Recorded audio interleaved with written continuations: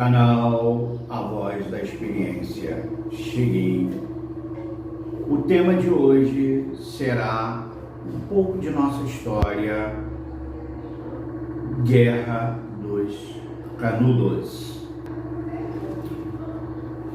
Pelos idos de 1894, no Nordeste brasileiro, como é sabido desde o passado, o Nordeste sempre pensado em segundo plano, um cidadão chamado Antônio, que futuramente passaria a ser chamado Antônio Conselheiro, ao ser abandonado pela mulher, passou a peregrinar pelo Nordeste, pelo sertão, e se aproximando de pessoas desvalidas, pessoas esquecidas da sociedade, e dando determinados incentivos, determinado conselho, foi formando grupos de adeptos, grupos esses que foram crescendo, e com suas pregações de diversos cunhos, principalmente alguns religiosos, começaram então a reformar igrejas por onde passavam, a reformar cemitérios e capelas. Isto irritou muito a igreja na época, tinha um grande poder, e a república recém-instalada. Então, um pouco mais adiante, foi criado no sertão da Bahia um arraial, e ele passou a ser chamado de Antônio Conselheiro, um guia daquelas pessoas que o acompanhavam e acreditava em suas pregações. E este arraial foi crescendo com a ideia de quase que um núcleo inseparável do Estado em si. Eles tinham agricultura própria, eles tinham vida própria e foram crescendo. Isso passou a incomodar muito os governantes da época, os fazendeiros e etc, etc. A elite da época começou a ficar incomodada. Então, vida que segue, um pouco depois, resolveram tomar uma posição com relação a esse núcleo de pessoas seguidoras de Antônio Conselheiro. Resolveram, então, mandar uma expedição, duas expedições, de forças locais para acabar com este movimento, acabar com este grupo. E essas duas primeiras expedições foram derrotadas, muitas baixas por parte da legalidade. Então, futuramente, o governo federal, então, resolveu assumir a questão e mandou duas últimas expedições para abafar esses insurrentos, esse núcleo de pessoas pobres, desvalidas e etc.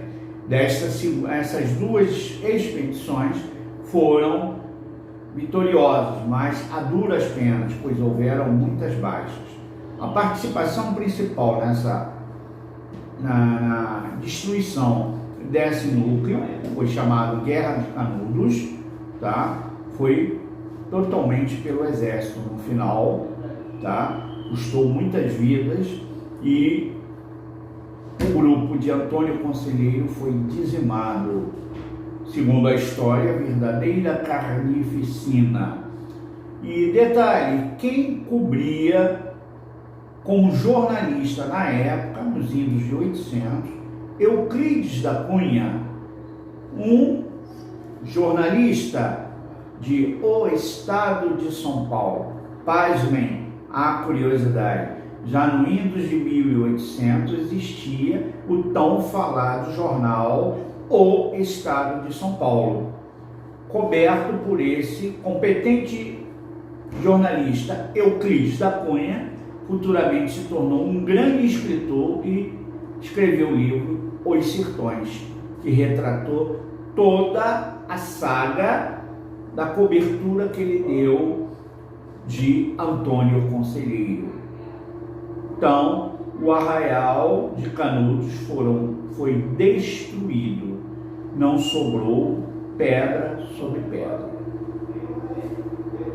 Mulheres, crianças, animais, seus líderes. E este grupo caracterizava o quê? Pessoas desvalidas, como até hoje o Nordeste abandonado, esquecido, sempre a segundo plano, sempre sob a égide, sob a batuta das elites, de engenhos, de fazendas, de propriedades e o povo humilde massacrado. Se transportarmos um pouco essa saga de Antônio Conselheiro para de hoje, tem algumas semelhanças, com diferenças pela época e pelo desenvolvimento, mas ainda existe isso. Vários lugares existem Antônios Conselheiros, congregando, juntando pessoas desvalidas para darem voz. Poderíamos dar um pequeno exemplo, tá? Que está espalhada pelo Brasil, as comunidades, antigas favelas, hoje chamadas de comunidades. Vê se não assemelha-se ao núcleo de Antônios Conselheiro. As pessoas com vida própria, com grande sacrifício, sempre reivindicando a sua voz, a sua visibilidade. Então, este comparativo da saga de Antônio Conselheiro e deste grupo no Nordeste, no sertão da Bahia, o sertão árido, a areia se assemelha. É a história se repetindo, é a história se renovando, porém sem deixar as suas raízes anteriores. Esses e outros tópicos históricos apresentarei em nosso canal e peço também que inscrevam-se, curtam, participem e sugiram assuntos para que eu possa falar para vocês. Me ajudem a informá-los. O meu muito obrigado no dia de hoje.